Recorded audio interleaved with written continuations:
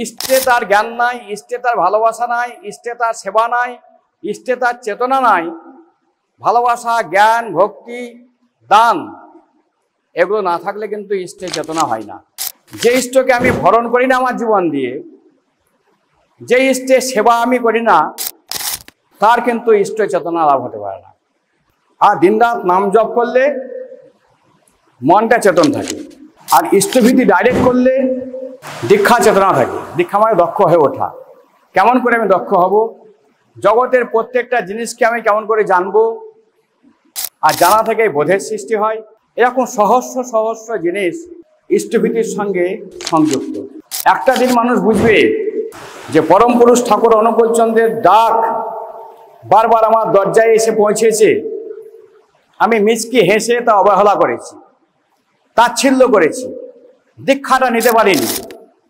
মৃত্যু শয্যায় শুয়ে চোখের জল পাছায় মুছতে মুছতে সেদিন ভাববে মস্ত বড় ভুল হয়ে গেছে। কেননা মিথ্যা অহং দিয়ে, মিথ্যা জ্ঞান দিয়ে ঈশ্বরের অনুশাসনকে তাচ্ছিল্য করে জ্ঞানবিদ হওয়া যায় না। আর আমাদের সৎসঙ্গীরা যতই গরিব হোক কিন্তু ইষ্ট চেতনায় সমৃদ্ধ হয়ে থাকবে। সেদিন মানে সৎসঙ্গী যারা, তারাও কিন্তু মুচকি মুচকি হাসবে যে এদের চেয়ে আমি অনেক ভালো আছি।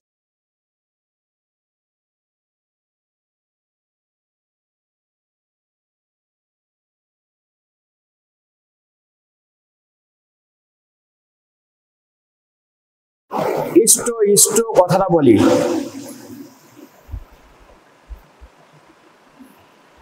ইষ্টের অপোজিট কি? অনিষ্ট। তা আমরা কেউ অনিষ্ট চাই না। লোকে অভিশাপ দেওয়ার সময় বলে দেবেন তো অনিষ্ট হোক। অনিষ্ট আমরা কেউ চাই না, আমরা সবাই ইষ্ট চাই।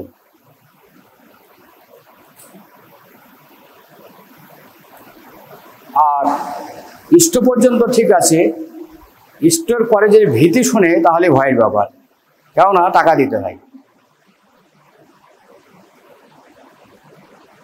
ইষ্ট মানে যদি মঙ্গল হয়, আর ভীতি মানে, ভীতি কথাটা ঠাকুর বহু বাংলার শব্দ যেমন তৈরি করলো, ক্রিয়েট করলো, তেমনি ভীতি ঠাকুরের একটা ক্রিয়েট করা শব্দ।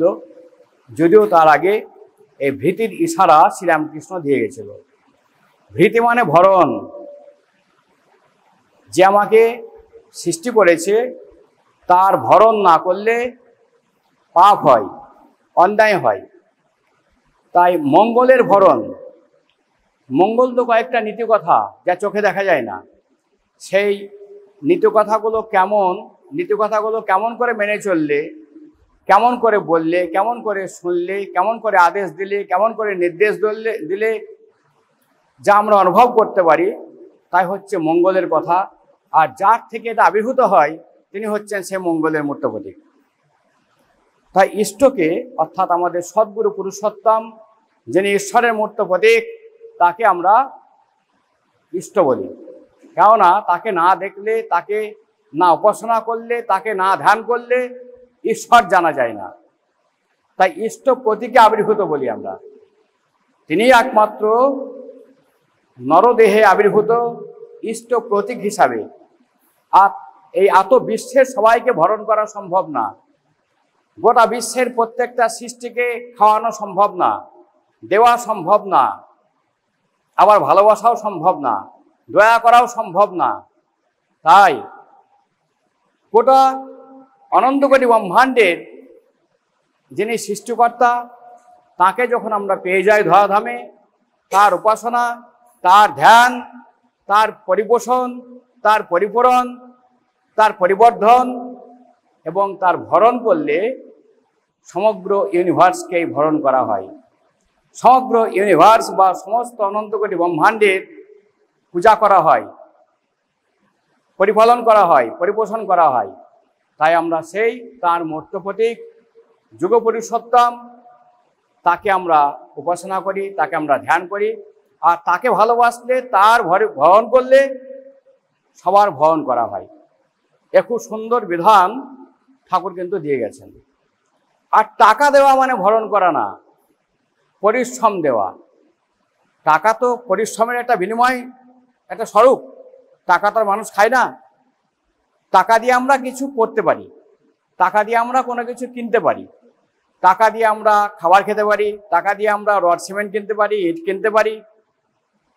কেননা টাকা সে সমস্ত কাজে ব্যয় হয়। কাজে ইষ্টভীতি মানে কিন্তু আমাদের পরিশ্রম দান করা। কিন্তু তার জন্য এত পরিশ্রম দান করতে হয় যে পরিশ্রম করে সে দান করা সম্ভব না। ঠাকুরের চেহারাটা একটু মুছে দিলাম, পা দুটো মুছে দিলাম, পেছনটা একটু মুছে দিলাম, চোখ বন্ধ করে একটু সামনে বসে থাকলাম। আর এখন তো বসে থাকা না, বসে থাকা মানে শুধু চাওয়া, ঠাকুর তুমি আয় করো, ঠাকুর তুমি আয় করো, ঠাকুর তুমি আয় করো। তাতে ঈশ্বর বিরক্ত হয়ে যায়। কেননা দেহি দেহি ভাব দিয়ে কোনো ভক্ত হওয়া যায় না, করি করি ভাব দিয়ে ভক্ত হওয়া যায়। ঠাকুর তোমার জন্য এটা করছি, ঠাকুর তোমার জন্য ওটা করছি, ঠাকুর তোমার জন্য এইটা চাই, ঠাকুর তোমাকে এইভাবে জগতে প্রতিষ্ঠা করব। এর ভিতর দিয়ে ঈশ্বর ভালোবাসা যায়। ঠাকুর তুমি আমাকে ওটা দাও, ঠাকুর তুমি আমাকে ওটা দাও, ঠাকুর তুমি আমাকে এটা দাও, ঠাকুর তুমি আমাকে ওই করে দিও, ঠাকুর তুমি সেই করে দিও, আমার ছেলে অমুক করে দিও। এ হচ্ছে ফন্দিবাজি ভালোবাসা।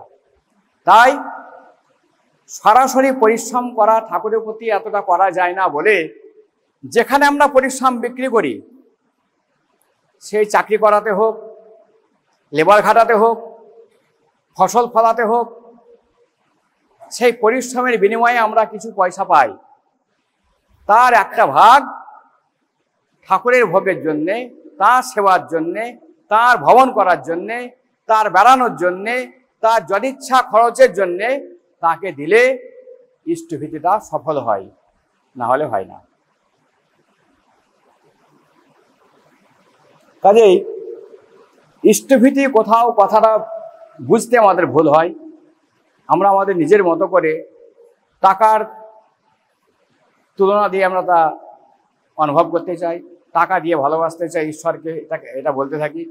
এরকম না। কিন্তু ইষ্টভীতি কেন, ইষ্টভীতির মানে কি, ইষ্টভীতি করলে কি হয়, ইষ্টভীতি করলে না করলে কি হয়, এগুলো বুঝতে হবে। আমাদের স্বপনদা বলল যে ইষ্টভীতিতে দীক্ষা চেতন, ইষ্টভীতে দীক্ষা চেতন, সেবায় চেতন ধন,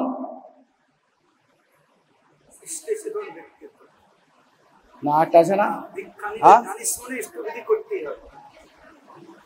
ইষ্টভীতিতে দীক্ষা চেতন, সেবায় চেতন ধন। ইষ্টে চেতন ব্যক্তিত্ব, হ্যাঁ, ইষ্টে চেতন তাহলে ব্যক্তিত্ব। ইষ্টে যার যত চেতনা আছে তার ব্যক্তিত্ব তত চেতন। কিন্তু ব্যক্তিত্ব আপনা আপনি গজিয়ে উঠেছে, অথচ তার জীবনে ইষ্ট নাই। বুঝতে হবে এই জন্মে হয়তো নাই, কিন্তু বিগত জন্মে ছিল, কোনো জন্ম থেকে এটা পেয়েছে।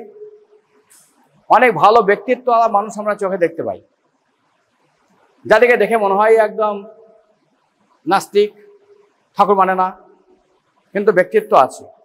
যদিও সে ব্যক্তিত্ব ইষ্টহারা ব্যক্তিত্ব। একটা দিন না একটা দিন তাসের ঘরের মতো সব ফুট হয়ে যায়, থাকে না। তবুও যার যে ব্যক্তিত্বই হোক, ইষ্টে তার জ্ঞান নাই, ইষ্টে তার ভালোবাসা নাই, ইষ্টে তার সেবা নাই, ইষ্টে তার চেতনা নাই, ভালোবাসা, জ্ঞান, ভক্তি, দান এগুলো না থাকলে কিন্তু ইষ্টে চেতনা হয় না। যে ইষ্টকে আমি ভরণ করি না আমার জীবন দিয়ে, যে ইষ্টের সেবা আমি করি না, তার কিন্তু ইষ্ট চেতনা লাভ হতে পারে না। আর দিনরাত নাম জপ করলে মনটা চেতন থাকে। আর ইষ্টভীতি ডাইরেক্ট করলে দীক্ষা চেতনা থাকে। দীক্ষা মানে দক্ষ হয়ে ওঠা।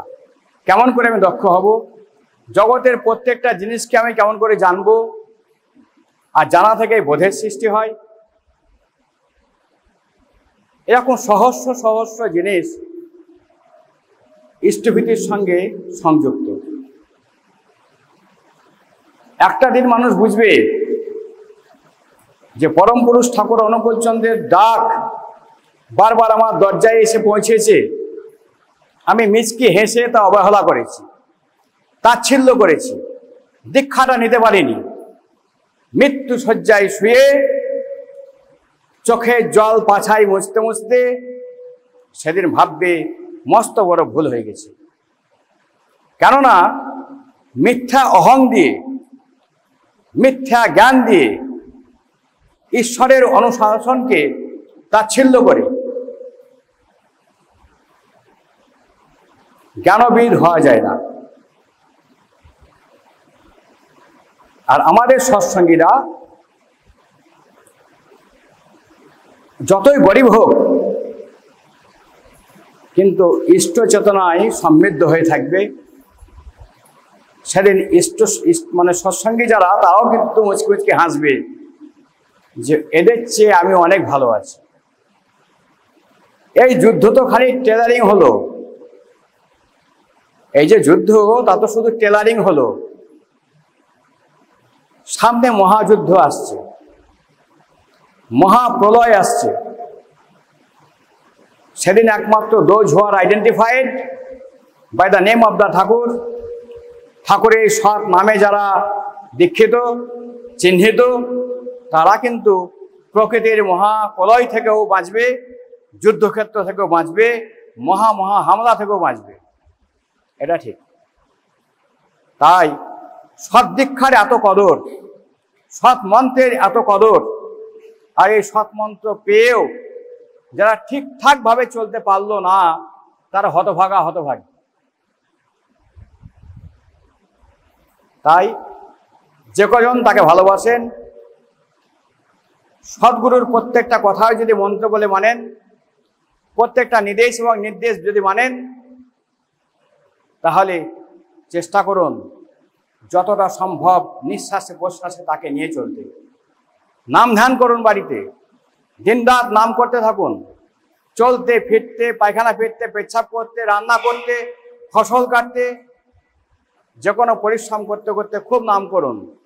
ঠোঁট জিভ না নড়িয়ে মনে মনে মনে মনে মৃত্যুর পর যেভাবে নাম করতে হবে, মৃত্যুর পরেও কিন্তু নাম যদি আপনি করতে পারেন, তাহলে কিন্তু আপনার স্মৃতিবাহী চেতনা লাভ হওয়ার একটা জায়গা থাকবে।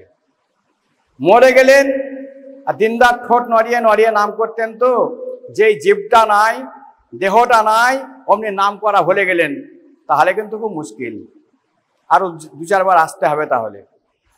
আর এখন থেকে ঠোঁট জিভ না নড়িয়ে চেতনা দিয়ে নাম করা শিখলে, চেতনা দিয়ে নাম করতে অভ্যস্ত হলে মৃত্যুর পরেও কিন্তু এইভাবে নাম করা যাবে।